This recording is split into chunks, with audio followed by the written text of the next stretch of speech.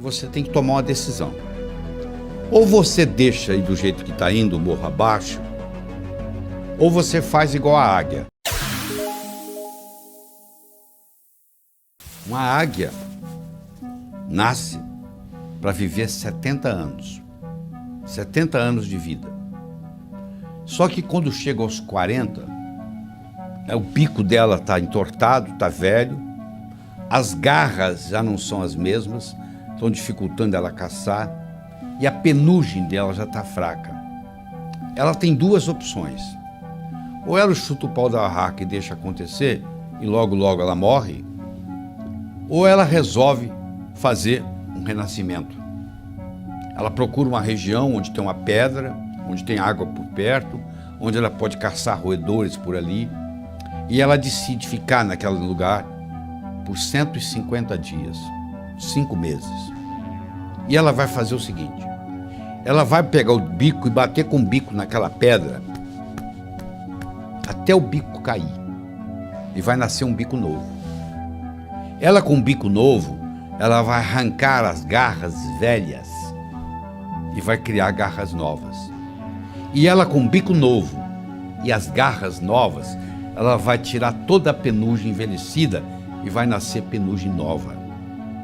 E com 150 dias, com 5 meses, ela completa esse ciclo.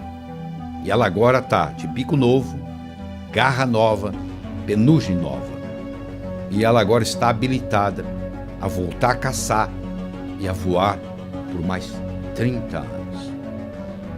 Eu não sei qual a sua idade, mas eu sei que vai chegar um momento, se já não chegou na sua vida, que você tem que tomar uma decisão. Ou você deixa aí do jeito que está indo, morro abaixo, ou você faz igual a águia. Nós vamos agora aprender realizando suas metas. Primeiro você transforma os seus sonhos em metas. Depois você transforma suas metas em realidade. Como é que você faz isso? Muito simples. Primeiro, tem que ser sua. Por que você está estudando medicina? Ah, porque o papai gosta. Então manda seu pai fazer o vestibular. Ninguém tem direito de escolher profissão para os outros. Você tem que ter a meta sua, só pelo prazer de ter, para ela se manifestar no universo. É só isto, mais nada. O dinheiro vem como consequência. Então, primeiro tem que ser sua. Se está fazendo o que você gosta, se não tiver, você muda. Segundo, a sua meta tem que ser grande. A meta tem que ser específica. Ela tem que ser datada. Você tem que saber de onde você está saindo. Qualquer lugar que você quiser. Você liga para mim e diz assim: como é que eu chego aí? Eu pergunto: de onde você está? Onde você está? Ah, não sei. Então eu não posso lhe ajudar. Você precisa ir a qualquer lugar, você tem que saber de onde você está saindo. Quais são as suas qualidades. Põe uma meta que seja significativa. Ela tem que ter uma importância para você e para os outros. Não é uma coisa que só você vai se beneficiar. Se só você se beneficiar, ela não é ecológica. Às vezes ela não é ecológica nem para você. Ecológica, a meta sendo ecológica é importante. Eu não posso divulgar o meu trabalho pelo mundo todo e ao mesmo tempo passar 5 dias da semana com os meus filhos, com a minha família. Se eu quiser fazer a mesma coisa, simultaneamente, divulgar o meu trabalho e passar 5 dias com a minha família por semana, uma dessas duas não é ecológica, porque uma vai brigar com a outra. Porque eu estou querendo criar duas metas praticamente antagônicas. Eu não posso viajar pelo mundo todo, pelo Brasil todo, e ao mesmo tempo ficar 5 dias com a minha família por semana. Então você tem que ver que uma meta não pode ir contra a outra. A sua meta, ela tem que ser relembrada com frequência. Não é você chegar no dia 31 de dezembro e escrever o que você quer para o ano seguinte. Você tem que estar constantemente olhando o que eu quero. Às vezes muda. Às vezes você perde o interesse, às vezes uma meta que você tinha, você fala: não quero mais.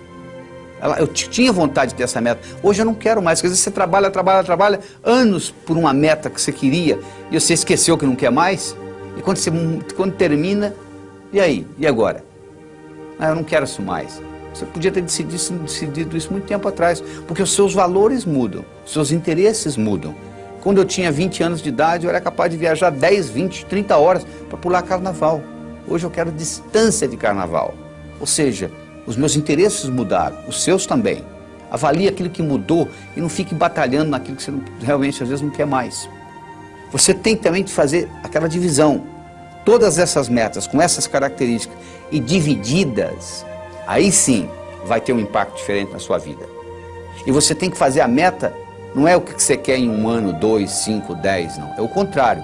É o que você quer em 10 anos, o que você quer em 5, é de lá para cá, ou seja, do futuro para o presente. Onde que eu quero estar daqui 10 anos? Para eu estar lá daqui 10 anos, onde que eu tenho que estar daqui 5? Para estar lá daqui 5, onde que eu tenho que estar daqui 1? Para estar lá daqui 1, onde que eu tenho que estar e assim por diante. Aí você descobre o que você vai ter que fazer amanhã de manhã, mas olhando lá na frente, nos 10 anos. Parece uma coisa simples, mas faz uma diferença enorme. Você primeiro olhar lá nos 10 anos e trazer de lá para cá, do que daqui para lá. Então, com essas características que eu acabei de lhe apresentar, eu acho que você deve escutar, assistir esse vídeo várias vezes seguidas para saber as características da meta ser grande, ser sua, ser positiva, ser objetiva, ser datada, ser específica, ser significativa, ser ecológica, ser relembrada e ser comensurável. Uma coisa tem que ser medido. O que você quer? Eu quero mais felicidade. O que você quer? 20% mais feliz esse ano do que ano passado? Você pode medir felicidade. Felicidade não é meta. Felicidade é estado de espírito. Fica feliz agora. O que está te segurando? Meta é uma coisa que você tem que estar num ponto e tem que chegar no outro. Existem etapas. Felicidade você não precisa de etapas. Você pode ficar feliz agora. Então meta é coisa comensurável. Você pode medir. Eu quero isso, eu quero aquilo, eu quero tanto no banco. E isso tudo tem que ser relembrado com frequência. No momento que você começa a trabalhar com tudo isto, e eu criei um mnemônico chamado Pode-se Crer, que ajuda você a relembrar todos esses tópicos que nós só acabamos de discutir. Quando você começa a trabalhar com isto, e na hora que você escreve a sua meta, você leva em consideração todos esses pontos, o que vai acontecer é que as suas metas vão se manifestar numa velocidade enorme. Você quer um carro? Tá bom. Que marca? Que cor? Como que é o painel? Como que é o estufamento? E etc. No momento que você começa com mais detalhes, no processo cibernético, isso se manifesta de uma forma diferente. O bolo do sucesso, onde eu escolhi 6 ingredientes. O primeiro é você ter uma boa autoestima. O número 1 é você. Primeiro você cuida de você. Você já viu no avião? Lá vem a aeromoça lá e fala assim, ó, se por um acaso cair a concentração de oxigênio na cabine, vai cair uma máscara. Se você está com a criança, você faz o seguinte, você primeiro põe em você, para depois cuidar da criança. Ou seja, let me be a better me for me, and I'll be a better me for you.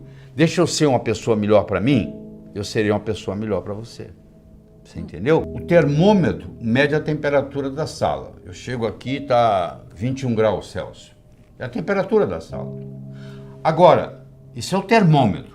Agora, se eu colocar aqui um termostato e colocar em 15 graus, mesmo que lá fora esteja 30, aqui dentro vai estar 15. Porque o termostato vai baixar a temperatura ou subir, de acordo com onde eu coloco a temperatura. A autoestima é um termostato para a vida. Quanto que eu mereço? Quanto é que você está ganhando? Se eu falar que você vai, mês que vem, multiplicar por 10 o seu faturamento, você vai acreditar? Não. Você fala, não é possível. Quem é que vai... Se ganho um mês que vem eu vou ganhar 10? Eu sei, mas por que você está ganhando 1 e o seu amigo está ganhando 4? Fazendo a mesma coisa. Com o mesmo talento. Pode ser que ele tenha um marketing melhor do que o seu, pode. Mas pode ser também que ele tenha um termostato de autoestima melhor do que o seu. Então, o que você merece é o que você tem. O merecimento que você acha que você vale está expresso aí na sua conta bancária, no carro que você dirige, na casa que você mora, na família que você tem. Está aí, é só você olhar. Se você quiser mais, você tem que sentir merecedor demais. E para sentir merecedor demais, escuta, você tem que subir a sua autoestima. A segunda é a sua capacidade de se comunicar, que é fundamental, principalmente no mundo de hoje, onde a comunicação é talvez o mais importante de tudo no sucesso. Eu posso ter 2 indivíduos que têm QI de 145, quase gênio. Um está muito bem na vida e o outro está desempregado do quarto Jack. Você vai ver a diferença, um se comunica bem e o outro não dá nem bom dia para o vizinho. Então, no momento que você melhora a sua capacidade de se comunicar, você passa a valer mais no mercado. Essa é a realidade. Terceiro, é a sua capacidade de estabelecer objetivos, criar estratégia. Em 1953, eles pegaram todos os formandos da Universidade de Harvard e perguntaram para eles assim, o que você vai fazer nos próximos 6 meses, próximo ano, próximos 5 anos, próximos 10 anos, próximos 15 anos, próximos 20 anos. A grande maioria, como acontece aqui no Brasil, não tinha nada por escrito. Não tinha nada, não tinha nenhum... Ah, não sei, eu vou ver o que vai acontecer. Eu vou deixar a vida me levar, né? Mas 3% daqueles estudantes, eles tinham por escrito o que eles iam fazer com 6 meses, com 1 ano, com 5, com 10, com 15, com 20 anos de formado. Em 1973, eles pegaram aqueles que ainda estavam vivos e fizeram uma avaliação. Então, aquele grupo que tinha por escrito era 3%. Valia mais do que os 97% junto em todos os aspectos. Então, eles viram se a inteligência era diferente? Não. O background familiar era diferente? Não. Tudo era igual. As notas que tirava na escola, a única diferença que fazia diferença é que eles tinham por escrito. Então, os nossos, por isso que a empresa multinacional, ela pega os objetivos do ano que vem e coloca até setembro por escrito. Tem que estar ali no papel. Aquilo tem que ser recordado com frequência. Você tem que colocar ali e você tem que datar. Como é que você transforma um sonho em uma meta? Você coloca uma data. Tudo aquilo que você colocou na categoria de algum dia não vai acontecer. O cérebro fala, tá bom, o dia que algum dia chegar, você vai no calendário, onde é que está algum dia? Não está lá. Não tem no calendário, não existe. Então eu tenho que ter metas a curto, a médio, a longo prazo. Tem que ter os 3 tipos de metas. Eu tenho que ter elas por escrito. E eu tenho que descobrir qual é a finalidade de vida que está por trás dessas metas. Porque a finalidade de vida, ela te valoriza a sua meta. Vou dar um exemplo. Você imagina uma bolinha que eu jogo para você, você joga para mim, eu jogo para você, você joga para mim, eu jogo para você, você joga para mim. Começou a ficar cansativo, né? Mas se eu chamasse de tênis, mudou, né? Milhões de dólares por trás. Enquanto era uma bolinha para lá e para cá, você não estava dando valor. Na hora que eu falei tênis, mudou. É assim, uma meta que talvez não tenha importância, mas se ela está encaixada dentro da minha finalidade de vida, ela valoriza. E eu vou estar disposto a ter mais esforço para que ela aconteça. A sua atitude determina a sua altitude na vida, a sua dedicação ao trabalho e a sua ambição saudável. Então são 6 elementos, ó. A boa autoestima, boa comunicação, saber estabelecer metas, ter uma atitude positiva, dedicação ao trabalho de uma forma inteligente e hoje melhor do que ontem, amanhã melhor do que hoje. O japonês chama de Kaizen, que é melhora contínua. A palavra Kaizen, no Japão, 1945, Hiroshima, Nagasaki, 40% do Japão destruído. Com essa simples filosofia de uma palavra, que é K-A-I-N-Z-N, Z-E-N, Kaizen, que é melhora contínua, o Japão saiu de lá e hoje ele é o 3º per capita no mundo, entendeu? 3º país mais desenvolvido do mundo, então, ou seja, está lá no pódio. Saiu de 40% destruído, é um arquipélago com mais de 3 mil ilhas, não é um continente, muito complicado, mas, no entanto, com a filosofia Kaizen, que é melhora contínua, que eu recomendo você adotar isso, eu adotei isso na minha vida, hoje é melhor do que ontem, amanhã é melhor do que hoje, e aí você junta esses 6 ingredientes com a pitadinha do que eu chamo a diferença entre o profissional e o amador. O que difere o profissional do amador? Paciência e persistência. Porque o amador, se não der certo, ele chuta o pau da barraca. O profissional sabe que o amanhecer só vem depois da noite ter passado. Que Roma não foi construída em um dia. Então tem que ser de grão em grão a galinha enche o papo. Então tem que ser aos pouquinhos para chegar lá. Então eu coloco esses 6 ingredientes com paciência e persistência. E o resultado só pode ser um: obter aquilo que você quer. O bolo da vida necessita vários ingredientes. E um desses ingredientes é o diálogo. Um desses ingredientes é a capacidade de se comunicar. Ele não é o único, mas ele é fundamental. A comunicação tem 3 níveis. O primeiro nível eu chamo de boca-ouvido. O segundo nível eu chamo de cérebro-cérebro. O terceiro nível eu chamo de coração, coração. Vamos começar com o primeiro nível. Boca, ouvido. Deixe-me primeiro fazer uma distinção para você. Ouvir e escutar não são sinônimos. Você ouve com o ouvido, você escuta com o cérebro. Você já foi alguma vez num restaurante e pediu ao garçom para lhe trazer uma água com gás e ele lhe trouxe uma água sem gás? Ou você fez uma solicitação e ele lhe trouxe outra? Aquele garçom, naquele momento que ele recebeu o seu pedido, ele estava operando no nível 1. No nível 1 ninguém é promovido. No nível 1 você não conquista as pessoas. No nível 1 você não vai para frente na vida. Não interessa a nota que você tirou na escola, isso não faz diferença, porque a escola lhe passa informação. A vida lhe exige competência de ação. O que cai na prova não cai na vida. Se você observar na sua cidade, você vai encontrar indivíduos que eram CDFs, que eram estudantes brilhantes, e hoje são pessoas que estão perdidas na vida. E você vai encontrar também pessoas que eram estudantes medíocres, e hoje são excelentes empresários, estão contribuindo para o bem-estar da comunidade. Por que isso? Porque esses segundos, eles sabem dialogar com o mundo, eles sabem dialogar com a sociedade, eles aprenderam, talvez até intuitivamente, o poder da comunicação. Então, se você me permite, eu vou começar a trabalhar nesse modelo do nível 1, boca, ouvido, nível 2, cérebro, cérebro, nível 3, coração, coração. Quando você está operando no diálogo no nível 1, não acontece nada. É o pai que está dando um sermão para o filho. E entra num ouvido e sai no outro. E o pai não percebe que ele vem falando isso há 5 anos e não funcionou nada. Pelo contrário, o filho até ficou rebelde de escutar o pai falar aquilo. E o pai não se dá conta que aquilo não é diálogo, que é um monólogo que ele está falando para o vento, porque está entrando no ouvido e saindo no outro.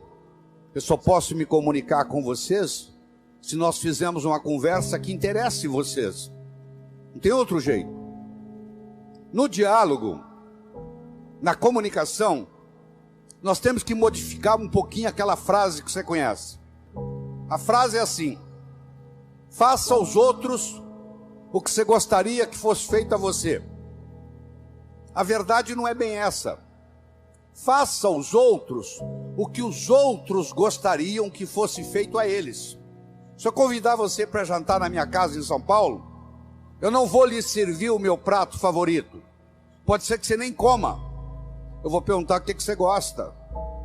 Se eu quero agradar alguém num processo de diálogo, eu tenho que ver o que a outra pessoa quer ouvir. Eu vou começar por ali, e não o que eu quero passar. Quero que você entenda isso. Faça aos outros o que os outros gostariam que fosse feito a eles. Eu quero mostrar o meu ponto de vista para você, mas eu não me preocupo como que você vai receber esse ponto de vista. Aí sabe o que acontece? A natureza colocou um ouvido no mesmo nível do outro. Entra num ouvido e sai no outro. Aí não deixa de ser diálogo, passa a ser monólogo, porque não tem repercussão. Para esse diálogo se ocorrer, primeiro eu tenho que ter uma mensagem forte. Você só vai continuar me escutando se você estiver gostando da mensagem. Eu tenho que ter algo para poder passar para você. Essa é a mensagem. Segundo, nós temos que conversar de uma forma metafórica. Quando eu lhe conto uma história, você não pode dizer que você não concorda com ela. Eu estou lhe contando uma história, e dentro da história eu coloco a ideia que eu quero passar para você. Era uma vez um navio de alta prioridade, porque carregava ouro. E de repente o motor desse navio enguiçou. E o dono do navio disse: para. Traga aqui o melhor mecânico da região. Eles trouxeram. Ele trabalhou um dia inteiro, não conseguiu consertar o motor. Ele disse: para. Traga aqui o melhor engenheiro mecânico do país mais próximo. Eles trouxeram. Ele trabalhou 2 dias, não conseguiu consertar o navio. Ele disse: para. Traga aqui de onde estiver, de helicóptero, quem montou essa máquina desse navio. E eles procuraram, encontraram e trouxeram ele e um assistente. E eles desceram no navio de helicóptero, foram até a casa de máquinas, escutaram o barulho da tubulação, tocaram nos tubos, e tinha uma válvulazinha vermelha num canto. E ele perguntou para o assistente dele: você tem um martelo? Tem, me empresta. Ele foi lá e pim, ligue. Eles ligaram, tudo funcionou às mil maravilhas. Os 3 indivíduos que trabalharam, o primeiro que trabalhou um dia, o segundo que trabalhou 2 dias, e esse que deu a martelada na válvula, mandaram as suas respectivas contas. Quem trabalhou um dia, mandou uma conta de $100. Quem trabalhou 2 dias, mandou uma conta de $400, $200 por dia, porque ele havia trabalhado 2 dias e ele era mais sofisticado do que o outro. E quem deu a martelada mandou uma conta de $10.000. O dono do navio falou: eu vou pagar, porque ele consertou o meu navio, mas eu só pago com uma condição: que ele mostre como é que ele chegou à conclusão de me cobrar $10.000. E ele mandou um bilhete para o dono do navio: para dar a martelada, $1. Para saber onde bater com o martelo, 9.999. Olha que interessante. Você imagine que nós estamos almoçando e eu conto essa história para você. Aí nós estamos num diálogo, almoçando. Aí você vai para o seu escritório comigo e você está pensando em me contratar para ser seu consultor na sua empresa. E você pergunta assim: doutor Lair, qual é a sua remuneração? E eu falo um preço elevado. Ao invés dele você falar é caro, você vai pensar assim: esse cara sabe onde bater com o martelo. Eu preparei o seu cérebro para escutar o meu diálogo com você. Através de quê? Através de uma história, através de uma metáfora. A pessoa que sabe dialogar, ela conversa metaforicamente. O político que ganha a eleição é um contador de histórias. O padre que faz o sermão que agrada a todos é um contador de história. Porque quando você está contando uma história, a mente crítica baixa. Você conta a história e leva o que você quer levar junto da mensagem. E a mensagem entra na estrutura psicológica. Terceira coisa importante no diálogo é uma linguagem apropriada. Você já foi a um médico e o médico começa a usar aquela terminologia médica que só ele entende. E aí você volta e a sua família te pergunta: e aí, o que você tem? O que o médico falou? Ah, não entendi o que o médico falou. Esse médico não tem nada de inteligente. Ele tem que conversar numa linguagem que o paciente entenda. A própria Bíblia tem uma citação dizendo que se você não falar a linguagem de quem está lhe escutando, você está falando aos ares.